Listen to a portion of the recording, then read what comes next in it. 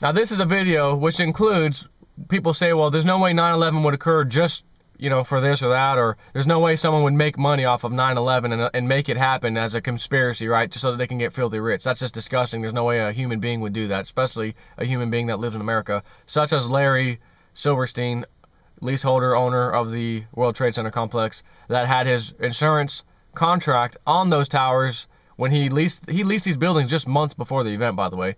Then contacts the insurance company. I want to change a few things in here. I want a terrorism clause changed.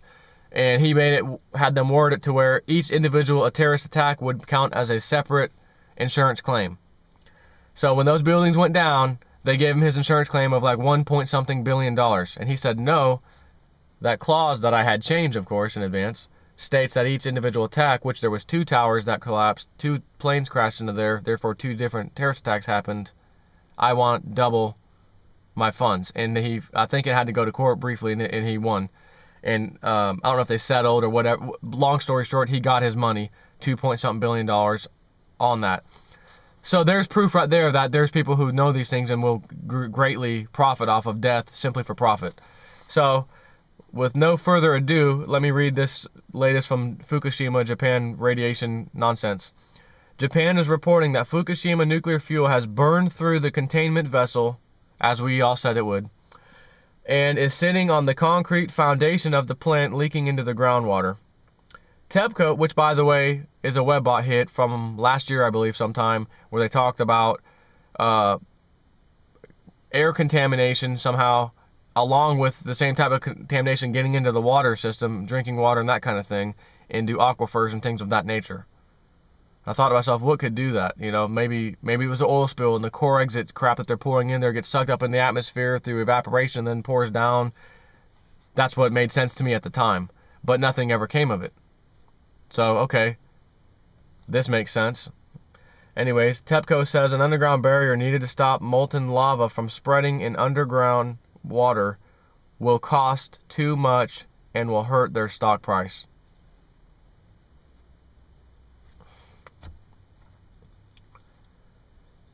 Hiroki Kyoto, whatever, an assistant professor at the Kyoto University, says melted fuel from inside the reactor has melted through the containment vessel and is lying on the concrete foundations, sinking into the ground below. The Japanese government officials have echoed this statement and have called upon TEPCO to build an underground concrete barrier beneath the reactor, which would be the only way to stop the molten fuel that is now leaking into the groundwater.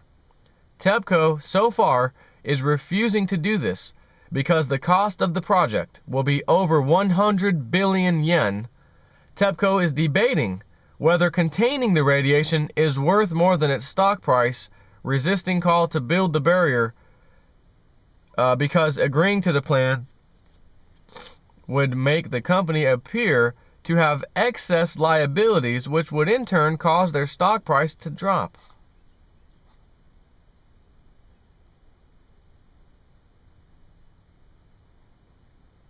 Am I dreaming right now? Am I really awake right now? Am I really alive on this planet in 2011? This can't be real. They couldn't have possibly thought that and said that. So I want to read this from the WebBot guy, Cliff High, his website. This isn't from his WebBot report. It is, but he had to say it in advance, which was put on there, I think, a day or two ago. While examining the data sets from our most recent gathering in the effort to produce the upcoming July 1st or thereabouts robot report, data relating to the nuclear plant's central US of A emerged in 3 different entities. First, we note this is a projection of language that may emerge in the mainstream media or propaganda press over the next few weeks. Second, we note that the data sets referenced are from the most recent gathered immediacy value data sets, the most recent reporting from the WebBot, and regarding the most near future type of events.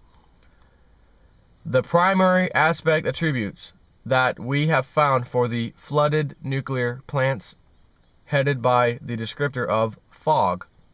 This is a multiple layered context and includes supporting sets for fog over knowledge.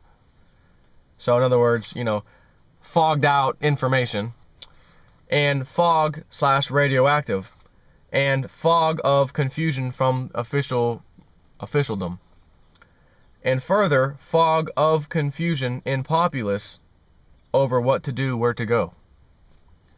Deeper layers of detail show the fog becoming so dense as to obscure the center of the site. Now, I know I've seen videos very recently over Fukushima in the middle of the night of fog coming right out of the reactor, or the burning pile of mess that's left, and fogging out the whole video screen that was live at the time, and it was posted on YouTube. Now, this is saying US of A, by the way, but I want to make a note, because this thing isn't always perfect. This has just happened very recently in Japan, but they're saying from this data, this should be something we're talking about in the United States, regarding the United States, or more importantly, this crap over in Nebraska, Missouri River, whatever. So, more distressing is that the fog is described as obscuring the details, and he has of the restraints question mark, and limiting the view of the developing disaster. Please note it is a bad sign when our data sets have such bespoke, nasty words as disaster. Further disturbing words include isolation and humiliation of attendees, and not good news that must be absorbed.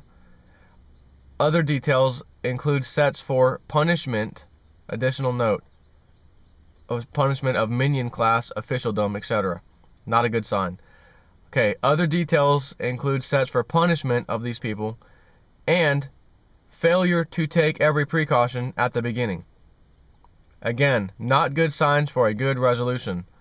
Other not good signs include a heavy weighting of release language from the 21st of June through the 25th, with a special emphasis on the populous US of A. Especially noteworthy is a set of data with very high emotional sums that is centered on release of explosive noises over water.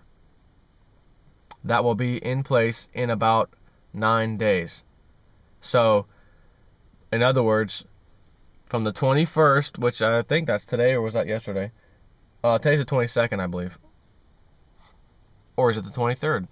Damn, I don't even know. I think it's the 23rd, actually. So, 22nd. This was written on the 21st, or the 20th.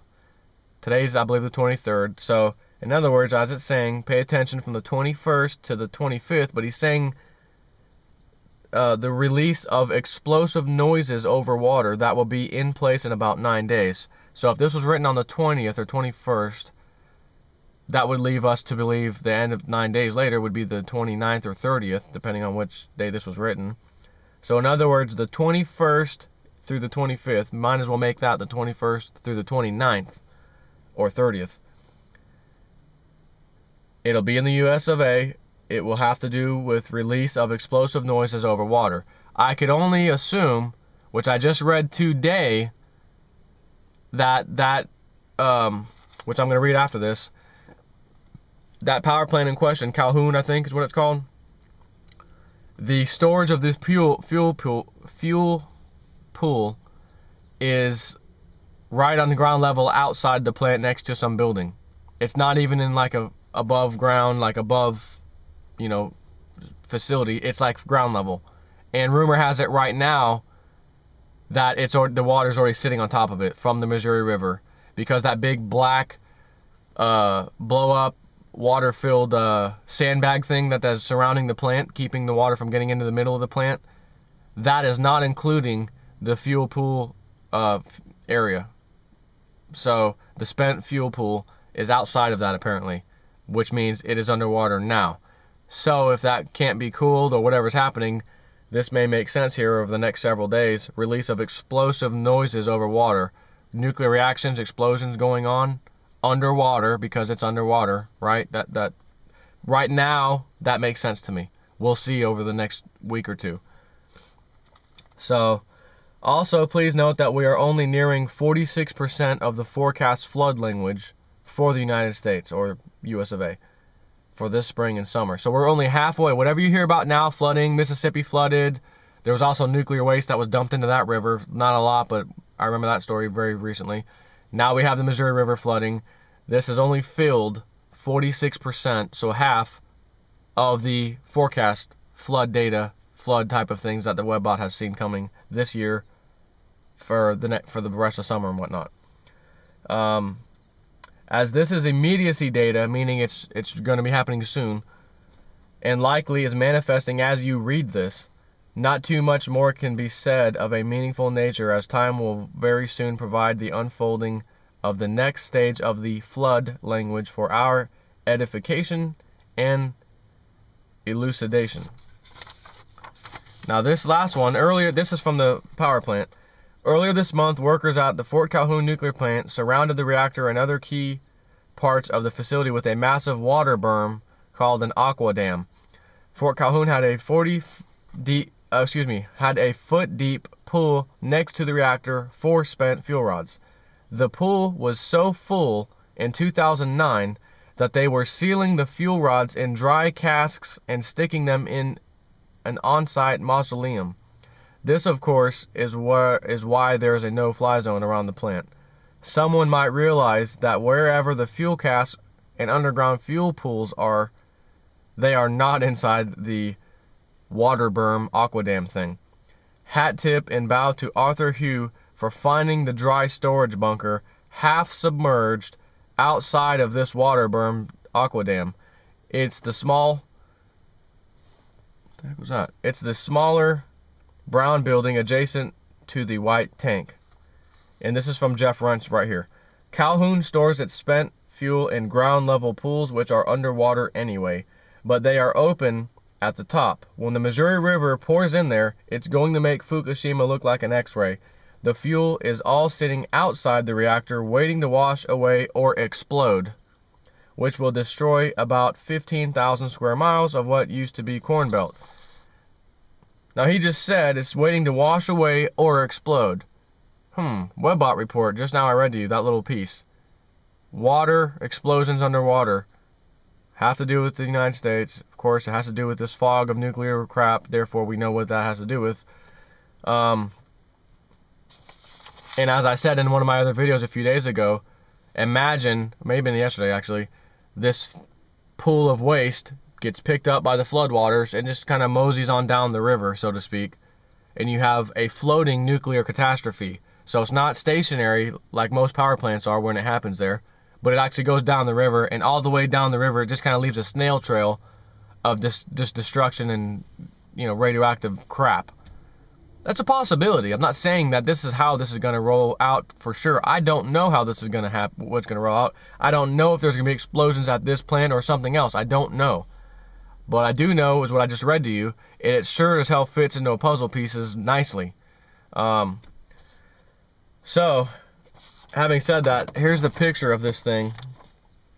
This little tank, right here is this little square building. Apparently this is right around where the fuel pool is, and you can see the little barrier thing which goes on the inside of this, not on the outside where these two things are located, which means they are in fact flooded.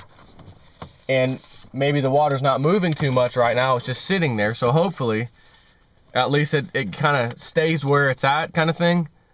But at the same time, when that water recedes and goes down, of course, when the water recedes, what can really happen? Is it evaporating? Well, no. It's going to be, you know, filtered down through the earth. So along with that water and sediment and everything else that's going to go filtered down through the earth, over time, of course, a little bit of time anyways, radioactive crap's going to go down with it too. Could it by chance get into the drinking water underground, aquifer, or something of that nature? Absolutely, yes it can. It's a possibility. Which is why, even though I'm on city water, it wouldn't matter if I was on my own well, I would do this either way. I would have absolutely positively a reverse osmosis water filter system under my sink that I boil, not boil to drink, but like if I'm boiling something, I need to boil something, you know, I'm cooking something that needs the water boiled, I wouldn't just use, oh well, I'm just boiling eggs or boiling whatever, I'm going to go ahead and use sink water. No, I will always use that reverse osmosis water filter right under my sink, hit the switch, water comes out, fill my pan, boil, cook whatever I'm going to cook with it. If I want to drink water, I'm also going to use that, put it in my little water bottles and put it in the refrigerator. Taking a bath and shower, well, I'd probably just, you can't really shower with that. You have to use regular water. So just don't, I don't know if I'd open my mouth with that, potential crap getting in the water. A radiation detector is definitely going to be a handy device, and I've got one, and I periodically still check in Florida, and I've yet to find anything bad here yet. But that doesn't mean that these underground aquifers that connect to each other deep underground can't pass this stuff. It also doesn't mean that you can detect it if you got one of these big detectors that can detect, need a lot of radiation to pick up on. Mine has a little tiny hole that big that detects, which I like because it can concentrate on a small area. And what I would do is soak a paper towel or something, or napkin, in a little bit of water, and then let it sit there. And it doesn't, you could wring it out a little bit if you want, it doesn't matter. Then kind of go over the paper towel and see, are you picking up anything. Another very good way to test radiation: pull your air filter out of your house for a second and scan it with the radiation detector, and see if it's normal, like what it is outside, or is it, higher radiation on there. And that'll let you know if you've got those hot particles that they're calling them now, where it's just like 1 or 2 hot particles that are definitely bad, but they're just 1 or 2 or whatever, few here and there, that a lot of radiation detectors can't really pick it up, but they will concentrate on a filter such as your air filter in your house. So you can scan the air filter. Mine's a 20 by 20 by 1 standard air filter. I can quickly go over that in a few seconds and see if it goes up or not. So anyways, I just want to share that with you. It is truly amazing, as I said, how fast stuff is unfolding. Which also, I've read today that it has flooded, it has broken records, as of today anyways, it has broken records of flooding in the Missouri River, which the last record that was set was in 1993. We have just broken it right now. Therefore, it's safe to assume the nuclear power plants are also rising in water level too, and who knows what the hell's going to happen there. One more thing, it's funny how they said, oh, there was a fire at this plant that they had circled off, right, with this big giant aqua dam thing. Oh, we had a fire in one of the electrical panel rooms, mysteriously. We don't know how it got caused. Oh, what happened? What did that panel feed? Oh, it fed the cooling system to the spent fuel. You gotta be kidding me, right? That's an excuse. It did not. It probably didn't even happen, is what I'm gonna venture and say. And they have to use that as an excuse because, as that webbot just said, we have to say, how could you possibly fail to meet all these pre-checks and whatnot? Kind of like when you look at the history, there's been videos and documentaries on the disaster in Chernobyl. In Chernobyl, they had like 1, 2, 3, 4, 5, 6, 7, 8, a bunch of times where they could have hit things and turned things off to avert the nuclear disaster. And that check, let's skip that one. Next check, well, we could turn it off, but we're going to keep going. Next check, we could turn it off still. We could still get out of this, but we're not going to do it, right? 5, 6, 7 things later, okay, now it's too late.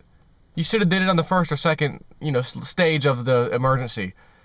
So what I think is happening here is they're going to say and blame this on, well, it was out of our control. The cooling system was shorted out somehow. We don't know how that happened. No one was there to really do anything because we had the place sealed off. So it shorted out. The fuel pool stopped cooling, and we had a meltdown over here in Calhoun, whatever, Nebraska plant. And it was no fault. We couldn't foresee this, right? It was unforeseeable. We didn't know this. When in fact, it was, and they just didn't do anything like they always do and stand by and let it collapse, let it collapse. You can still turn it off, now keep going. You can still turn it off, now keep going. Come on, last chance, we can still stop this now keep going. Okay, now we can't keep going, it's too late. Okay, roll with the fake story of the electrical room on fire, and now the fuel pool can't be pumped full of fresh, cool water, so now we're going to have another meltdown. That's the story we're going to get. When in fact, I don't buy it at all. And it's going to be a failure of these people wanting to shut these plants down. Probably because if we shut this plant down, how much money are we not going to make today? Ooh, that's $1 million. Yeah, just let it run. Put up the little plastic balloon thing to keep the water out and let the plant run. Only to find out you had to shut it down anyways, and now it's really shut down because the fuel crap is all over the place. Anyways, I'm done talking. This is just ridiculous. I can't believe this. Anyways, take care.